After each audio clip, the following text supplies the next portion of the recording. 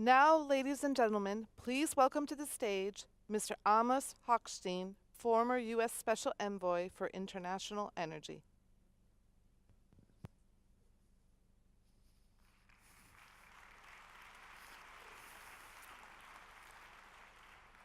Good afternoon. Yesterday, Lorenzo Simonelli started out by talking about disruption. And the last 2 days, we've heard that word, especially the last panel, talking about the word and the concept of disruption.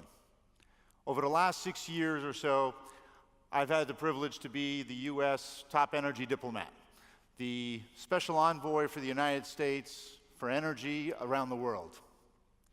So I want to use the few minutes that we have to talk about the disruption that I see and that I've seen and the new era that we've entered. Many of you have not noticed, it's gone a little bit under the radar, but in the United States we've gone through a political transition right now. Let me use the concept of an administration transition as a backdrop for a timeline. In 2008 into 2009, the Bush administration left a number of memos, transition memos for the Obama administration.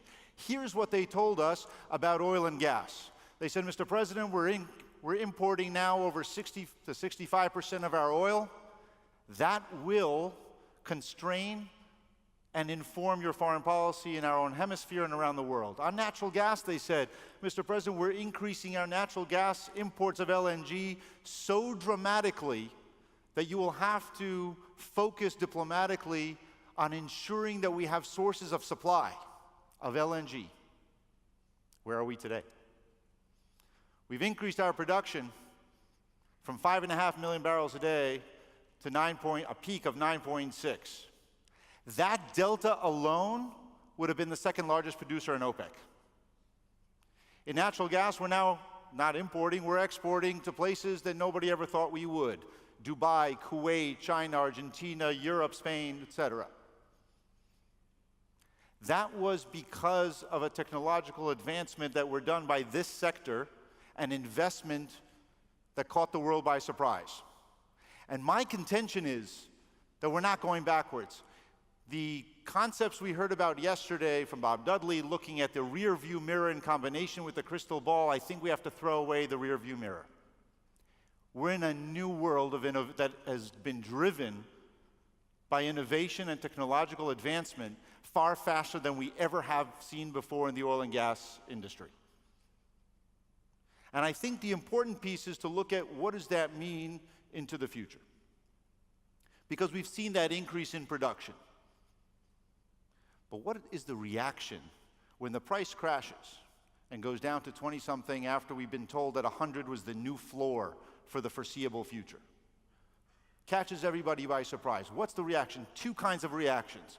One, relying first, step one, on cost cutting, second step, on innovation and technological advancement. Let me try to compare apples to apples. In October of 2014, we were producing in the United States 8.9 million barrels a day and rising, and we used 1,600 rigs to do it. Today, according to the EIA, we are producing 8.9 million barrels a day and rising. But we're doing it with 566 rigs. That's a third of the number of rigs that we used 2.25 years ago. That's part cost cutting and a lot innovation and technological advancement. Another way of reacting is relying on the history, is relying on the past. And that is to cut production, to intervene in the market by cutting production to increase the price. And I'll get back to that in a moment. Since that cut, the United States has increased production by 400,000 barrels a day, Brazil has increased, Nigeria has increased, Libya has increased. The focus that I've heard over the last 2 days is about innovation and about efficiency and technological advancement. That's the nature of the future. What's happened to the oil and gas industry after 100 years is catching up with the technology sector. Think about the automobile sector. An average car gets a redesign every 5 years.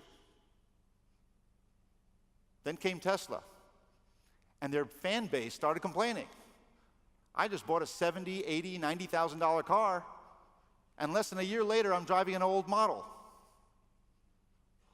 Elon Musk's response last week was, get used to it. We're a technology company now, not just an auto company. And we're going to innovate slightly more than once every 5 years. Probably going to innovate every year, multiple times. That's what I heard every time I walked into this room yesterday for 2 days. What we have seen, the innovation that we have seen, is before what Martin Craig had talked about yesterday, looking at taking this to a whole new level, molecular interference in crude oil while it's still in the reservoir, cutting costs far more, efficiency rates, down rates that will increase even further. That is the future. The intervention in the market is simply going to mean that those who have taken advantage of technology and innovation will be able to adapt faster. The swing producer is no longer the country that cuts production, it's the countries and companies that react to it. And that's why I leave here after the last 2 days entirely optimistic. Because this sector that has fueled so much job growth and economic prosperity in the United States and around the world is clearly focusing in the right direction, which is how do we use technology, innovation, to be able to bring about that next future in the oil and gas sector. That is what it means. It is also leaving me optimistic because the growth in natural gas that we hear about is what we need to not only advance our economies, but advance our planet. That is the key as the bridge to the future, for a cleaner future.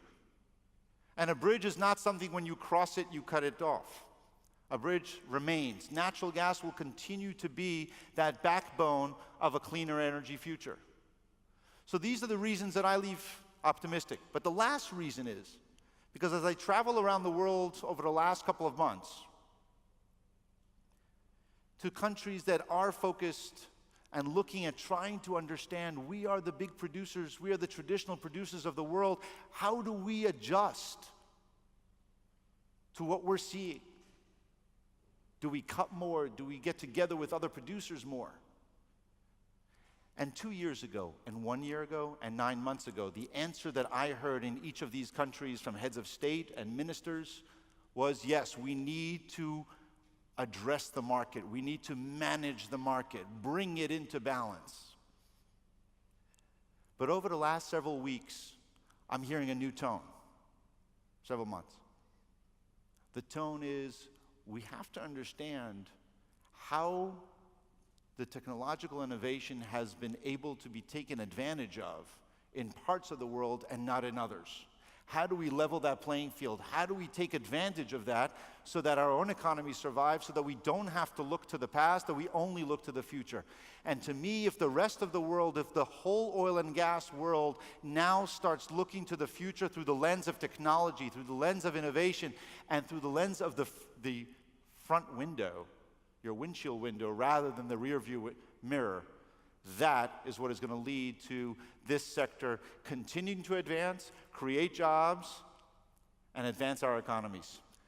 Thank you very much for inviting me. Thank you, Lorenzo, to be able to leave here with that optimism of what GE is doing, what Baker Hughes is doing, what the whole industry is doing to move forward in a way that it never has before. Thank you for this conference. I enjoyed it tremendously. Thank you.